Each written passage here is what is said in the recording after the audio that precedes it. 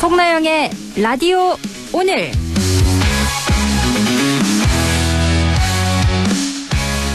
여러분 안녕하십니까? 송나영입니다.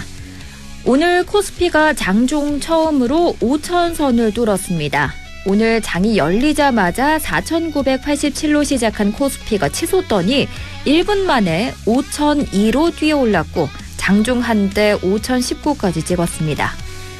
그린란드 관련 미국의 관세 보복 철회라는 외부 호재도 있었지만 무엇보다 15만 전자, 76만 닉스로 불리는 반도체 기업들의 독주와 로봇주로 변신한 현대차의 약진이 큰 흐름을 이끌었는데요.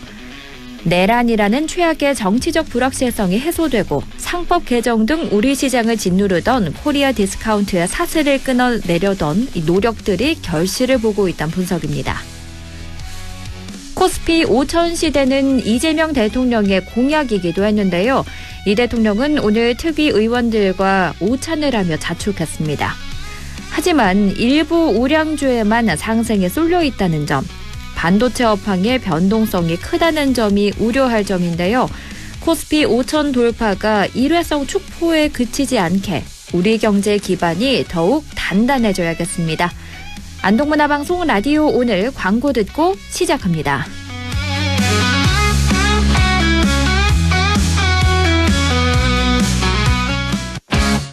안전화가 이렇게 편해도 돼요? 나도 모르게 집에까지 신고 간다니까요. 우린 발이 건강해야 하니까 안전화 아무거나 못 신어요. 내가 안전해야 가족이 안심하지. 그래서 난 꼭 워킷만 신어. 워킷 안전화를 고집하는 확실한 이유가 있다. 생각의 차이가 만드는 가치 워킷. 워킷 안전화. 내게 기대 저축은행 당신 곁에 저축은행 기대하던 미래와 만나요. 당신의 기대, 당신의 미래. 저축은행에 기대세요. 내게 기대 당신의 저축은행. 까맣지 마치 까맣지 마치 까맣지 마치 모두 다 같이 까맣지 마치 까맣지 마치 까맣지 마치 너무 맛있지. 신선하고 맛있는 까맣지 바삭하고 쫀득한 까맣지. 맛있는 치킨은 마치 까맣지 통닭. 1월 22일 목요일 라디오 오늘입니다. 일부 생활 속 법률 문제를 쉽고 명쾌하게 풀어봅니다. 안형진의 궤도 난법 함께하고요. 2부 이슈 오늘에서는 영주시의 상권 활성화 방안에 대해 잠시 후 영주시 정교환 일자리 경책과장 연결해 이야기 들어봅니다. 이어서 진보의 눈으로 바라보는 지역과 전국의 정치 현안, 임미애의 그래도 정치 함께합니다. 라디오 오늘 유튜브로도 다시 들을 수 있거든요. 많은 애청 바랍니다.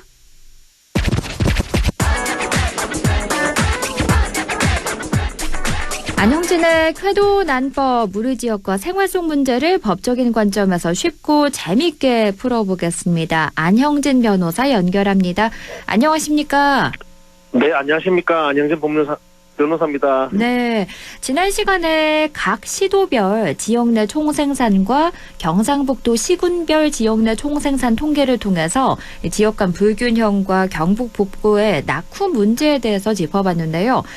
일단 오늘은 시군별 1인당 지역 내 총생산과 산업별 분포에 대해 이야기를 나눠볼 텐데요. 지난 시간에 경상북도와 대구의 지역 내 총생산액이 차이가 난다 이렇게 말씀해 주셨어요. 그렇습니다. 2024년 기준으로 경북은 지역 내 총생산이 134.7조 원입니다. 이에 반해서 대구는 74.5조 원에 불과해서 경북이 대구 경제 규모의 약 2배가 되는 거죠. 네. 그리고 또한 1인당 GRDP를 살펴보면요.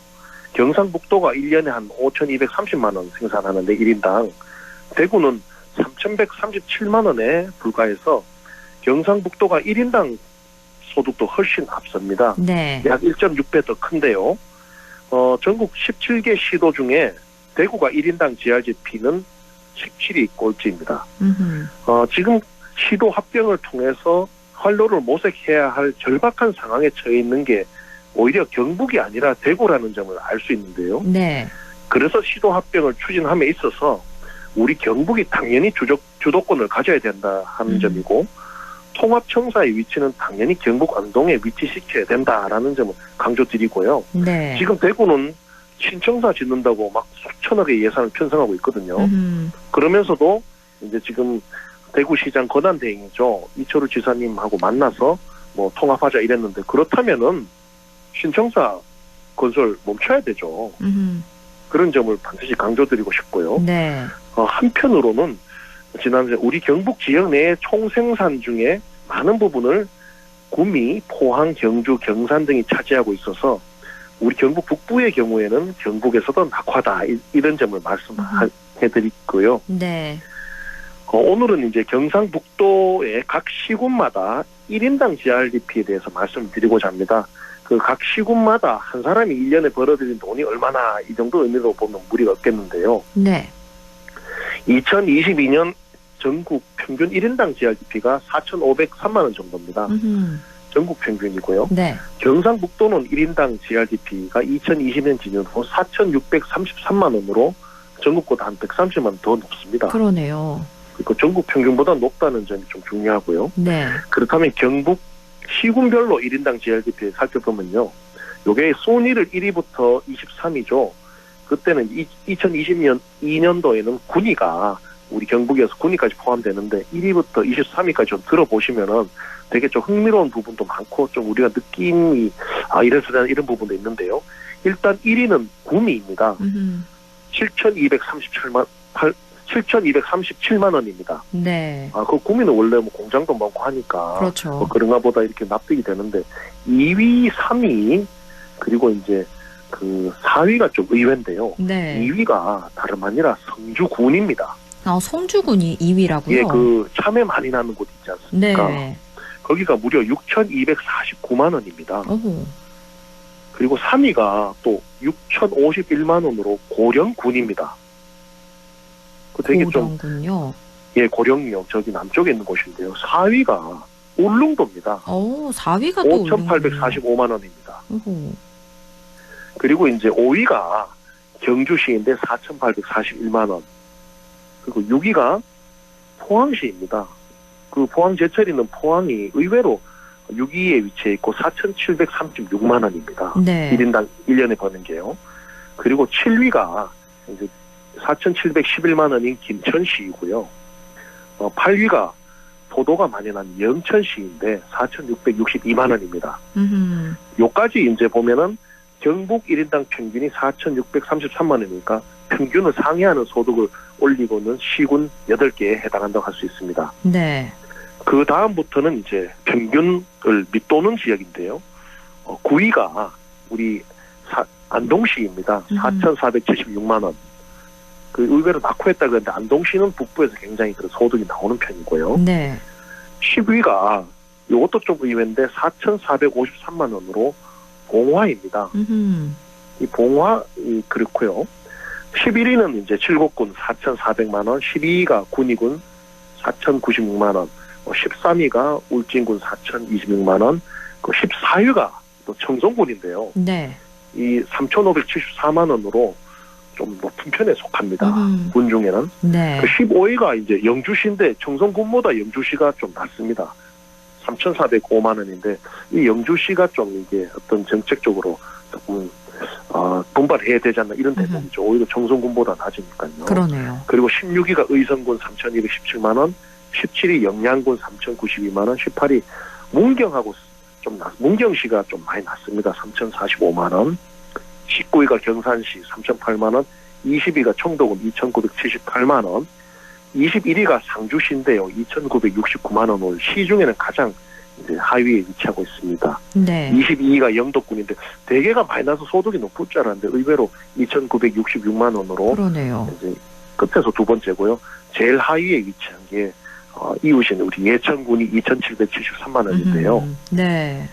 눈에 띄는 건 9위 안동시가 이제 4,476만 원인데 10위 봉화군이 4,453만 원으로 거의 비슷합니다. 안동이나 봉화나. 네. 이거는 이제 봉화군 영풍 석포제련소가 이제 기업으로서 상당한 소득을 아하. 창출하고 있다고 보이고요. 네. 13위 울진군이 4,026만 원으로서 군 지역에서 비교적 높은데요. 이건 원자력과 관련이 있다 아하, 보입니다. 울진군도 원자력 때문에. 그렇습니다. 보통 이제 농업을 기반으로 하는 시군의 경우에는 소득이 좀 낮은 경향이 있는데 청송군이 3,674만 원으로서 예천군의 2,773만 원보다 무려 900만 원이 더 높습니다. 네, 왜 이렇게 차이가 나는 거죠? 이것은 청송군의 사과가 흥행을 하고 있는 것 하는 원인으로 보이는데요. 청송군의 경우에는 문경시, 경산시, 상주시보다도 더 높은 1인당 지하 DP를 보이고 있습니다. 네. 뭐 사과 흥행도 그렇고 중앙산 국립공원 홍보 등 전 국민이 소득 증대 심혈 기울인 결과로 보이는데요. 그렇군요. 좀 의미가 있습니다. 또한 이제 1인 구미시의 경우에는 1인당 소득이 7,237만 원 매우 높은데 죄송합니다. 23위 예천군의 1인당 소득 2,773만 원보다 2배가 넘는 소득을 보이고 그러니까요. 있거든요. 구미시가 7,237만 원이고 예천군 1인당 소득이 2,773만 원이면 뭐 2배 넘게 차이가 나고 있는 거잖아요. 그렇죠. 그래서 경북 지역 내에서도 소득 격차가 매우 심각하다는 걸 알 수 있고 전반적으로 보면 경북 북부에 좀 소득이 낮은 시군들이 집중적으로 분포하고 있다는 것을 볼 수 있어서 네. 결국 남부 지역보다 북부 지역이 많이 낙후하다 이런 점을 수치를 통해서도 발견할 수 있습니다. 그러네요. 결국 이제 소득이 낮은 지역에 대해서 공공기관을 이전한다든지 기타 의료, 교육 등 정조 환경을 조성하는 방안 등을 적극적으로 추진할 필요성이 있는데요. 네. 그렇습니다. 이게 정부에서 이런 지역 균형 발전할 때 경북에도 몇 개 띠조래 이렇게 주는데 그게 전부 남부로 가버린다는 문제가 또 있어서 네. 좀 세밀한 접근이 필요하고 또 지역을 대표하는 뚜렷한 작물이 있으면은 그렇지 않은 것보다 비교적 소득이 높습니다. 청송, 사과, 영양고추, 의성, 마늘이 그 예인데요. 이런 지역 대표 작물을 집중적으로 육성 홍보하는 게 좀 필요하지 않나 이런 것도 읽을 수 있는 대목이었습니다. 네. 그리고 지역 내 각 분야별 생산을 보면은 흥미로운 부분이 있는데요. 예를 들어 울릉도의 경우에는 그 지역의 생산 중에 서비스업이 81.3%를 차지합니다. 오, 상당히 높네요. 그렇죠. 보통 울릉도 그러면 어업이 높지 않겠나 이런 네. 섬이니까요. 예상하는 그렇죠. 어업이나 농업은 20% 미만인 것이고요. 어허. 뭐 제조업이 들어서기는 어렵고 관광으로 먹고 살고 있다 이렇게 분석이 되는데 네.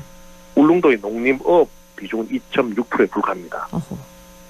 그런데 이제 도내에서 울릉도만큼 서비스업의 비중이 높은 곳이 있는데요. 어디일까요? 어디가 있을까요?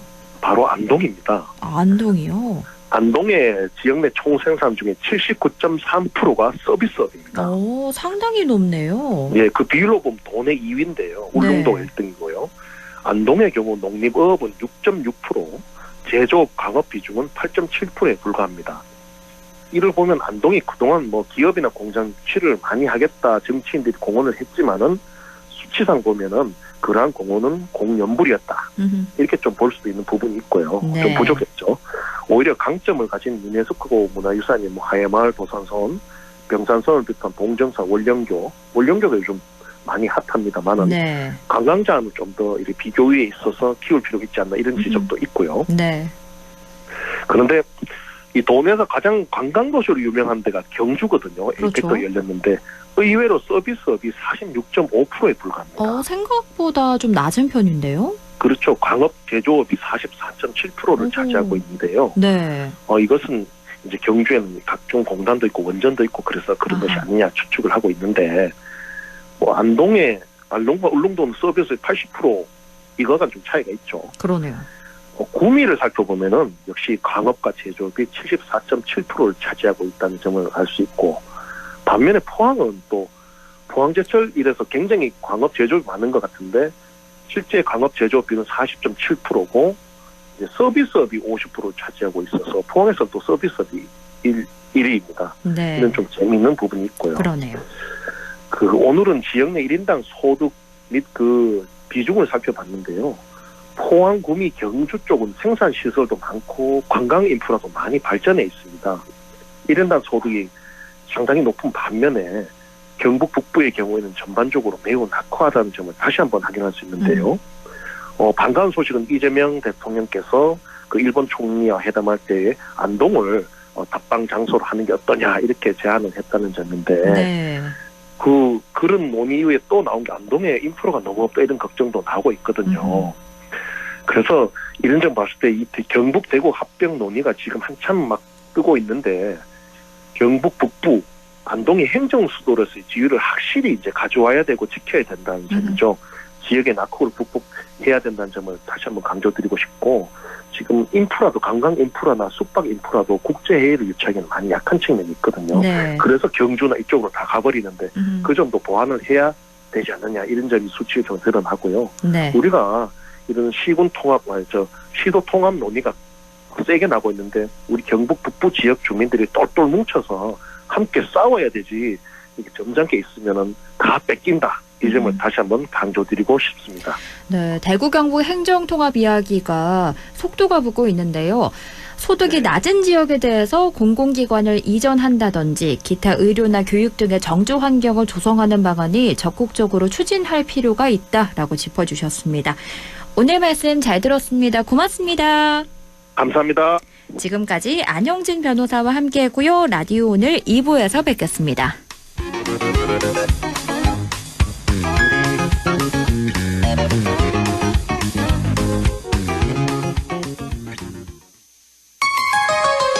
MBC 라디오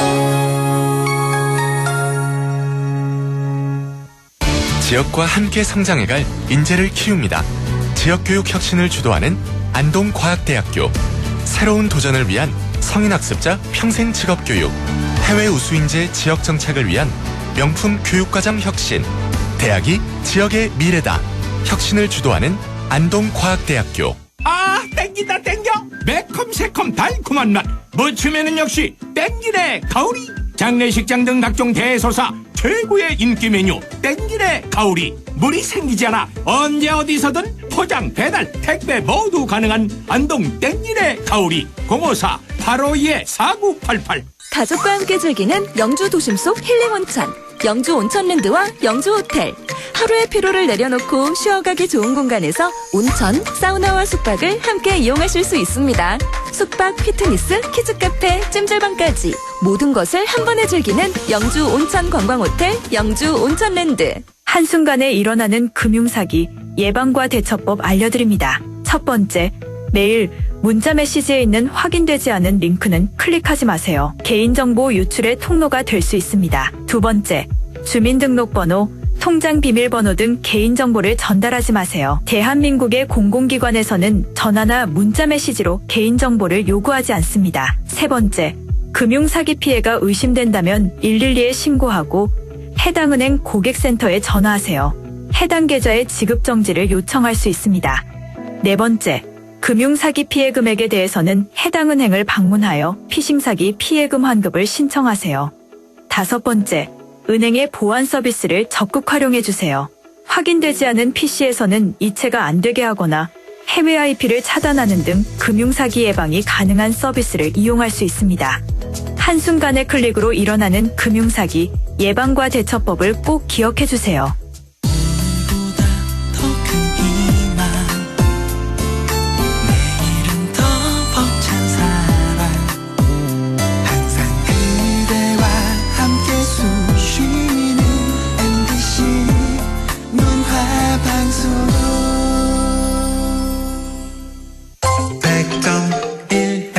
라디오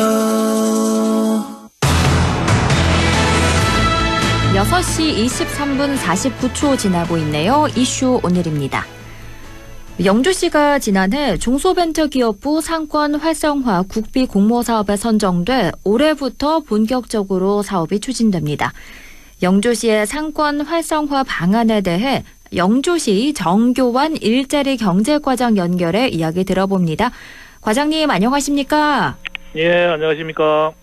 네, 영주시가 원도심 활성화를 시정 핵심 과제로 추진하고 있는데요. 올해부터 본격적으로 사업이 시작될 텐데 이 사업의 핵심 내용이 어떻게 되나요?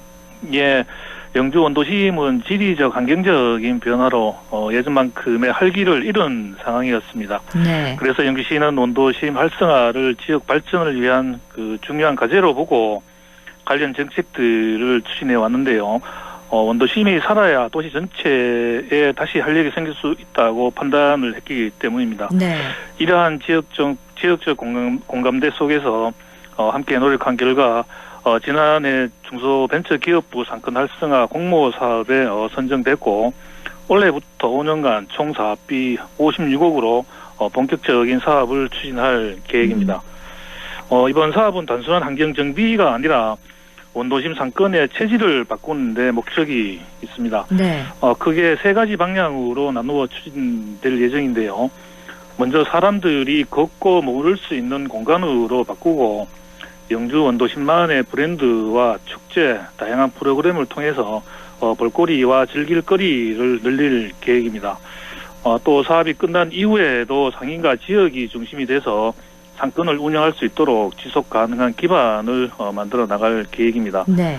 사업이 마무리되면 원도심이 특정 행사 때문에만 붐비는 그런 공간이 아니라 평소에도 시민들이 자연스럽게 찾는 생활형 상권이 만들어질 것으로 기대하고 있습니다. 영주만의 색깔을 가진 원도심으로 다시 자리 잡을 수 있도록 차근차근 준비해 나갈 계획입니다. 사실 여느 도시들처럼 영주도 최근 경기 침체로 빈 점포가 늘고 있는데요. 소상공인들이 어려운 상황에서 영주시가 추진하고 있는 소상공인 지원 정책에는 어떤 게 있나요? 예, 요즘 현장에서 소상공인분들의 어려움이 크다는 것을 저희 시도 공감하고 있습니다. 네. 영주시는 이런 상황을 극복하기 위해서 실제로 체감할 수 있는 지원에 집중하고 있습니다. 먼저 경영난 해소를 위해서 소상공인 특례 보증과 정책 자금을 3천만 원에서 7천만 원까지 대출 지원을 하고 추가 이자 부담 경감을 위해서 2, 3% 이자 일부를 지원하고 있습니다. 그리고 점포 환경 개선과 홍보를 돕는 경영 안정 사업 그리고 재창업 지원도 최대 2천만 원까지 지원하고 있습니다. 또 카드 수수료 지원과 공공 배달앱을 활용한 배달비 지원으로 고정비 부담을 덜어드리고 있고 출산 소상공인을 위한 대체 인력 지원이나 착한 가격업소 인센티브처럼 생활과 경영을 함께 고려한 정책도 운영하고 있습니다. 다양한 정책도 실제로 활용되지 않는다면 의미가 없습니다. 그래서 금년도에는 지원 사업과 혜택을 한눈에 볼 수 있는 종합 안내 책자를 제공하고 온라인으로도 안내하는 등 지역의 소상공인 여러분들이 제도를 몰라서 놓친 일이 없도록 정보 접근성을 높일 계획입니다. 네.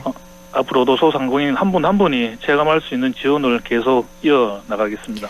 말씀해 주셨다시피 특히나 배달 플랫폼 수수료와 배달료 부담이 자영업자들의 경영 부담으로 이어지고 있는데요. 그래서 영주시도 공공 배달앱 사업을 추진하고 있는데 구체적으로 어떻게 운영되고 있나요? 예, 그 배달이 활성화되면서 소비자의 편의가 높아진 반면에 대형 플랫폼 중심으로 소비가 이루어지면서 배달료와 중개 수수료로 자영업자분들이 수익성이 악화되었고 이로 인해 지역 상권 전반도 영향을 받고 있습니다. 그래서 이런 문제를 완화하기 위해 영주시는 공공 배달앱 활성화 사업을 추진하고 있는데요. 공공 배달앱의 가장 큰 목적은 과도한 수수료 부담을 줄이고 지역에서 발생한 소비가 다시 지역으로 환원되는 구조를 만드는 것입니다. 네. 특히 영주시는 그 배달료 식업 협의회와 협력해서 가맹점 확대와 홍보 그리고 이용 활성화 캠페인을 함께 추진하고 현장의 목소리를 적극 반영하고 있습니다. 지난 연말에는 SK 스페셜티 노사합동 상생 기부를 통해 마련된 재원을 활용해서 공공 배달앱 이용 촉진 쿠폰을 지급하고 민간 기업이 함께 참여하는 상생 모델을 통해서 쿠폰 지원과 소비 촉진 사업도 추진해 왔습니다. 이러한 노력의 결과로 2024년 대비 공공 배달앱 이용 실적이 4배 가까이 성장하였습니다. 앞으로도 낮은 수수료를 통해 자영업자 부담을 줄이고 소비자 이벤트와 배달료 지원, 영주사랑 상품권 연계 등 다양한 혜택을 이어나갈 계획입니다. 그렇군요. 또 영주시가 2026년 전통시장 문화관광형 사업에도 선정된 걸로 알고 있는데요. 전통시장을 어떻게 활성화할 계획이신가요? 예, 선비골 전통시장과 골목시장이 함께 문화관광형 사업에 선정돼 총 사업비 8억 원을 확보해서 2027년까지 사업을 추진할 예정입니다. 이번 사업은 전통시장을 단순히 장을 보는 공간이 아니라 시민과 관광객이 함께 찾는 문화관광 공간으로 만드는 데 목적이 있습니다. 지역 주민을 위한 진화 프로그램을 강화하고 영주의 역사와 문화를 시장과 연계해서 두 시장만의 특색 있는 관광 콘텐츠를 발굴할 계획입니다. 사업이 끝난 이후에도 시장 경영 지원 사업 등 연계 정책을 이어가서 일회성이 아닌 중장기적으로 활력이 이어지는 전통시장을 만들어 갈 계획입니다. 관광객에게는 색다른 재미를 선사하고 지역 상권도 살리는 특색 있는 전통시장을 만들도록 노력할 계획입니다. 인구가 감소하다 보니까요. 전통시장들이 많은 어려움을 겪고 있는데요. 전통시장 경쟁력을 높이기 위해서 영주시는 어떤 정책을 중점적으로 추진할 계획인가요? 예, 영주시는 전통시장 시설 현대화와 노후시설 개선을 통해 보다 쾌적한 환경을 만드는 데 힘쓰고 있습니다. 네. 이와 함께 행복 경영 매니저 운영 사업이나 시장 경영 지원 사업 등을 통해 상인 역량 강화에도 집중하고 있습니다. 또 빈 점포를 활용한 창업 지원과 전통시장 한마당 행사 그리고 관광연계 프로그램 등을 통해 전통시장을 단순한 상거래 공간이 아니라 지역 문화와 공동체가 살아 숨쉬는 공간으로 만들어가고 있습니다. 앞으로도 인프라 개선과 다양한 활성화 정책을 병행해서 시민과 관광객 모두가 찾고 싶은 전통시장을 만들어 나갈 계획입니다. 최근에 전국적으로 이 골목형 상점가 조성이 활발하게 이루어지고 있는데요. 영주시도 이 골목 상권 활성화 방안이 있을까요? 예, 영주시는 골목 상권 활성화를 위해서 골목형 상점가 지정 기준과 신청 요건을 완화하는 조례를 금년도에 개정을 마쳤습니다. 네. 앞으로 영주역 주변과 택지지구, 원도심, 그리고 부석사 인근 등 다양한 지역에서 한 10개소 정도의 골목형 상점가를 발굴하고 지속적으로 지정해 나갈 계획입니다. 골목형 상점가로 지정되면 온누리 상품권 사용이나 특성화 사업 등 다양한 지원을 연계할 수 있어서 상권에 실질적인 도움이 될 것으로 기대하고 있습니다. 이를 통해 골목 상권의 자생력을 키우고 지역 경제 전반에 활력을 불어넣을 계획입니다. 무엇보다 결국에 이 지역이 살려면 일자리가 많아야 되는데요. 일자리 관련 정책들로는 어떤 거 준비되어 있을까요? 예, 좋은 일자리가 최고의 복지라는 말처럼 영주시는 시민들의 안정적인 일자리 확보를 위해서 다양한 정책적 노력을 기울이고 있습니다. 네. 매년 일자리 박람회를 개최해 현장 채용 연계를 하는 한편 취업 유관 기관 협의체 운영으로 지역 기업이 필요로 하는 수요 기반 매칭을 강화해서 취업 연계를 높이고 있습니다. 이와 함께 취업 지원 센터를 통해서 1대1 상담과 취업 알선 그리고 이력서 면접 컨설팅 등 현장에서 바로 도움이 되는 서비스를 제공하고 있습니다. 특히 지난해부터는 신중년 지원 사업을 강화해서 제2의 인생을 준비하는 중장년층이 맞춤형 인생 설계를 할 수 있도록 교육비와 창업 자금을 지원하고 있고 신중년 신규 채용 사업장에는 인건비 부담 완화를 위한 고용지원금을 지급하고 있습니다. 또한 올해부터는 사회연대 경제 분야 일자리 창출을 위해서 사회적 경제 지원센터를 중심으로 관내 120여 개 사회적 경제 기업을 대상으로 컨설팅을 강화하고 판로 개척과 브랜딩 강화 사업도 추진할 계획입니다. 앞으로도 상담에서 채용까지 그리고 교육에서 취업까지 시민들께서 체감할 수 있는 일자리 성과를 만들어 나가겠습니다. 네, 일자리가 넘치는 영주시가 되길 기대하겠고요. 마지막으로 앞으로의 계획이나 바람 있다면 들어볼까요? 예, 영주시에서는 지역 경제를 살리고 일자리를 늘리는 것을 목표로 다양한 사업들을 추진하고 있는데요. 저희와 목표와 바람은 분명합니다. 지역의 소상공인이 살아나고 그 과정에서 좋은 일자리가 자연스럽게 늘어나는 영주시를 만드는 것입니다. 추진 사업들이 단기적인 지원에 그치지 않고 상권 활성화와 소상공인의 성장 그리고 지속 가능한 일자리 창출로 이어질 수 있도록 앞으로도 많은 정책적인 노력들을 지속적으로 기울여 나갈 계획입니다. 시민 여러분께서 체감할 수 있는 변화로 일자리가 가치 있는 영시를 차근차근 만들어 가겠습니다. 네, 영주시의 상권 활성화 방안들에 대해 이모저모 들어봤습니다. 오늘 말씀 잘 들었습니다. 고맙습니다. 감사합니다. 지금까지 영주시 정교환 일자리 경제과장과 이야기 나눴습니다. 라디오 오늘에서는 청취자 여러분의 참여를 기다리고 있습니다. 우리 지역에서 발생한 사건 사고 소식이나 함께 토론하고 싶은 내용을 안동 MBC 홈페이지 라디오 오늘 게시판에 올려주시기 바랍니다. 전화와 문자 참여도 하실 수 있습니다. 전화는 851국에 7191번, 문자는 샵 0913번으로 보내주시면 됩니다. 문자는 단문 50원, 장문 100원의 정보 이용료가 있습니다. 여러분의 많은 참여 바랍니다.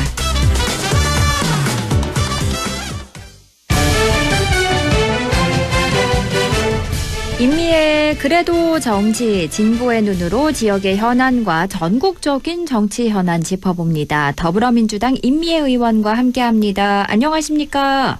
예, 안녕하십니까. 임미애 의원입니다. 어제였죠. 이재명 대통령의 신년 기자회견이 있었는데요. 그야말로 최장의 기자회견이었습니다. 어떻게 보셨나요? 말씀하신 것처럼 정말로 최장시간 진행된 그 기자회견이었는데요. 네. 처음부터 시작하실 때 기자들의 불만이 너무 많아서 그러니까 시간에 쫓겨가지고 충분하게 질문과 답변을 주고받지 못한 것에 대한 아쉬움들이 많은데 기사 마감 시간에 이 문제가 생기지 않도록 그런 선에서 최대한 시간을 할애해서 기자회견 하겠다라는 얘기를 하셨는데 실제로 3시간이 넘도록 진행을 했어요. 근데 네. 어제 저는 보면서 두 가지인데요. 하나는 보통 기자회견 그러면 약속 대련이잖아요. 그렇죠. 질문할 기자를 정해놓고 그 질문 내용에 대해서 미리 답변서를 작성해놓고 그러면서 서로 주고받는 식이었는데 이번에는 완전한 자유질의 응답이었어요. 그래서 국내 언론사가 무려 123개사가 왔고 해외 언론사도 한 30여 개의 언론사가 참여한 그 자리에서 자유로운 질의응답으로 어떤 제약도 없이 소통하는 그런 리더를 좀 보면서 대통령의 이 국정에 대한 자신감을 좀 읽을 수 있었다라는 생각이 들었고요. 그리고 두 번째는 이분이 정말로 준비되어 있는 능력 있는 대통령이구나라는 걸 저는 기자회견 내내 확인할 수 있었는데요. 네. 대한민국의 미래 비전에 대한 것도 분명하고 거기다가 어떤 문제가 나와도 환율이든 부동산이든 한미 통상이든 아주 복잡한 정책 현안들도 어떤 도움 없이도 구체적인 수치로 꼬박꼬박 들어가면서 설득을 하고 설명을 하는 걸 보면서 국정 현안을 완전히 꿰뚫고 있는 거잖아요. 그래서 네. 그 모든 것들이 저는 굉장히 놀라웠다라는 말로 좀 정리할 수 있을 것 같습니다. 이렇게 총평을 해주셨는데 그러면 하나하나 이야기를 해볼게요. 일단 가장 큰 이슈가 광역 통합에 대한 얘기인데요. 행정 통합을 추진하는 광역 지방정부에게 인센티브를 과감하게 주겠다 이렇게 말하기도 했는데요. 지금 그러다 보니까 대구 경북 행정 통합도 다시 불씨가 살고 있는데 어떻게 흘러갈까요? 먼저 말씀드리고 싶은 건요. 과거의 그 행정통합 논의와 지금 진행되는 행정통합 논의는 분명하게 다르다라는 말씀을 드리고 싶고요. 네.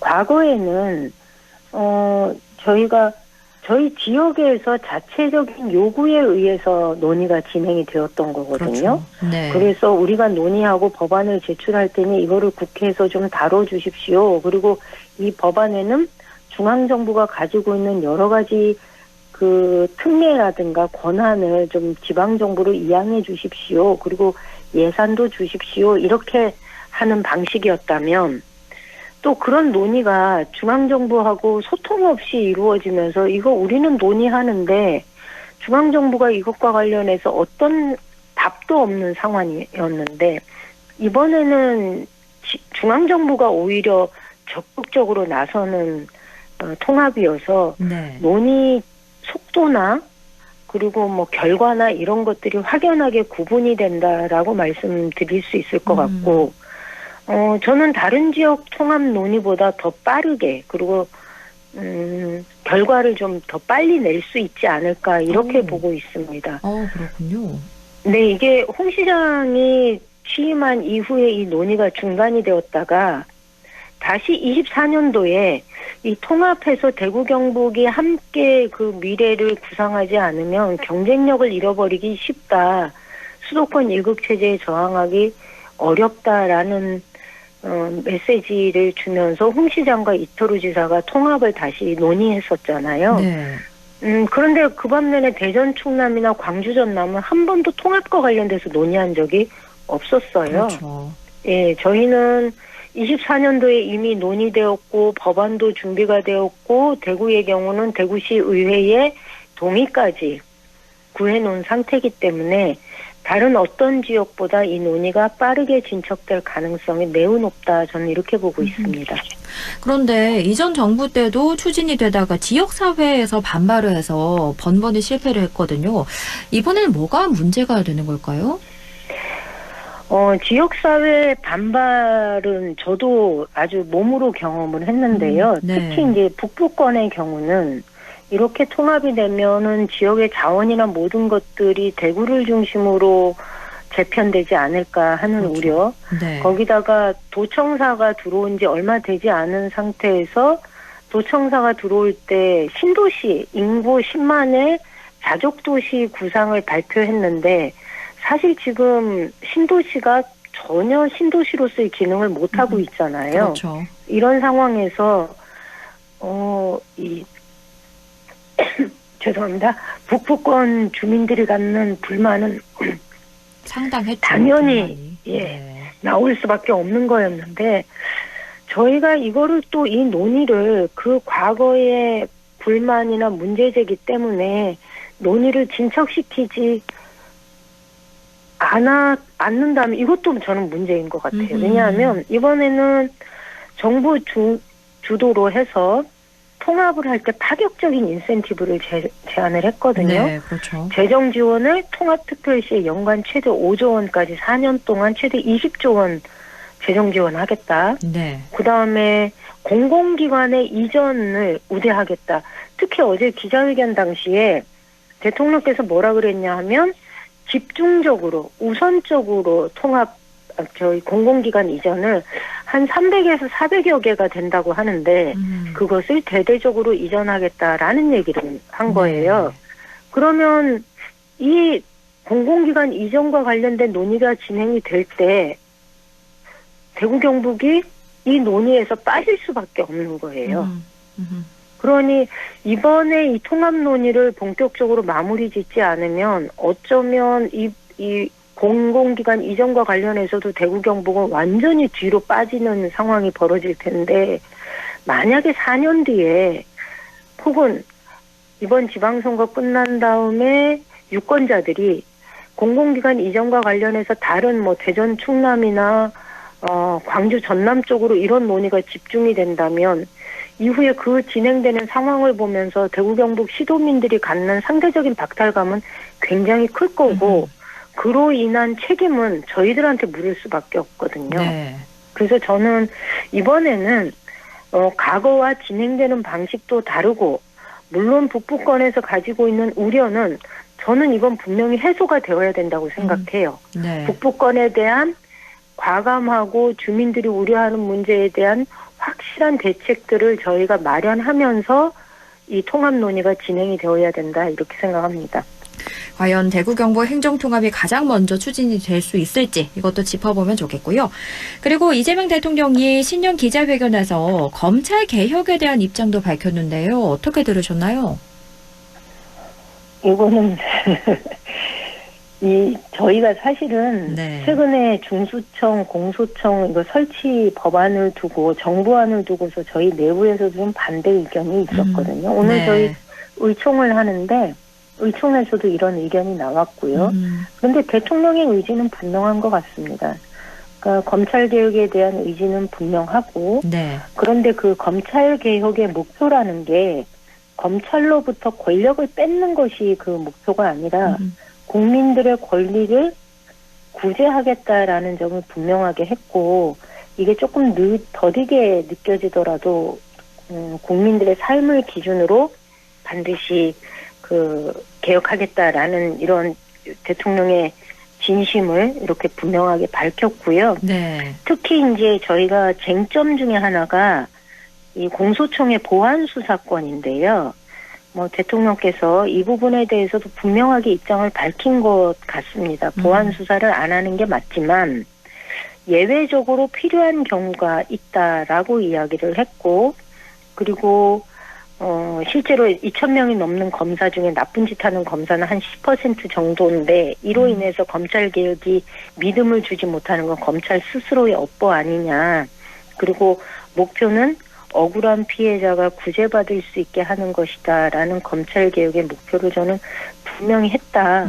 그래서 일단 통과 후에 10월까지 조금 더 논의를 진행하는 것이 맞지 않느냐라는 대통령의 그 일종의 정부의 입장을 분명히 밝힌 거기 때문에 네. 저는 그 입장 하에서 이 모든 논의가 진행이 되는 것이 맞다 이렇게 봅니다. 그렇군요. 그러면 또 어제 큰 이슈 중 하나가 한덕수 전 총리에 대한 1심 선고였는데요. 특검이 구형한 것보다 8년을 더해서 재판부가 23년을 선고했습니다. 어떻게 보셨나요? 저희 이 많은 분들이 어저께 그 선고 내용 자체가요, 판결문이 곧 있을 다음 달 19일에 있을 윤석열 씨의 내란 우두머리 혐의 선고와 관련해서 일종의 가이드라인이 되지 않겠느냐라는 생각을 많이 하거든요. 네. 어제 저도 이걸 쭉 지켜보면서 저도 궁금하더라고요. 그래서 유튜브를 계속 봤었는데 네. 분명한 건 12.3 비상계엄이 헌정질서를 파괴한 내란이다라는 걸 분명하게 했고 그리고 국정의 2인자인 한덕수 총리가 이걸 저지하기는커녕 오히려 핵심적으로 가담했다. 그래서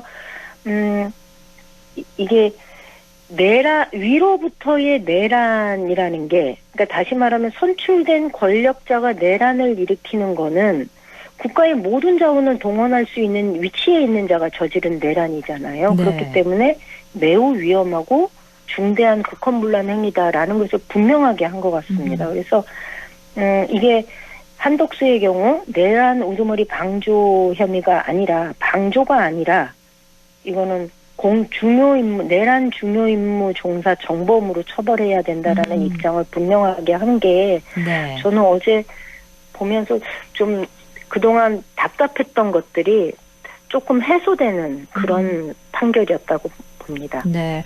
어제 이례적으로 검찰이 구형한 것보다 재판부가 더 높은 형량을 선고했고요. 이제 6.3 지방선거가 다가오고 있는데요. 또 위원장님이 경북도당 위원장이잖아요. 지금 네. 지방선거 준비 상황 어떻게 되고 있나요? 저희 지금 예비 후보자 자격심사 단계인데요. 네. 굉장히 많은 분들이 출마 의지를 밝히셨고, 또 당 입장에서는 이번 지방선거를 두고 부적격 후보자제로 억울한 컷오프 없이 하겠다, 낙하산 공천 없게 하겠다, 불법 심사 제로로 만들겠다 이런 공천 사무 원칙을 이미 밝혔기 때문에 네.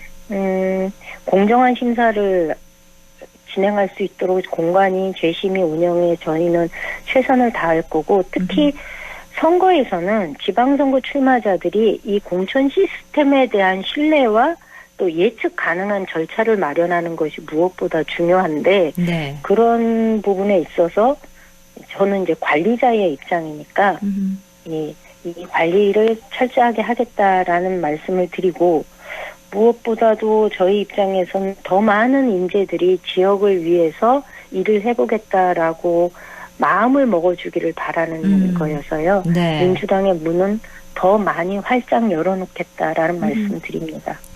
네, 이렇게 한 주간의 굵직한 시사 이슈도 쭉 짚어봤습니다. 오늘 말씀 잘 들었습니다. 고맙습니다.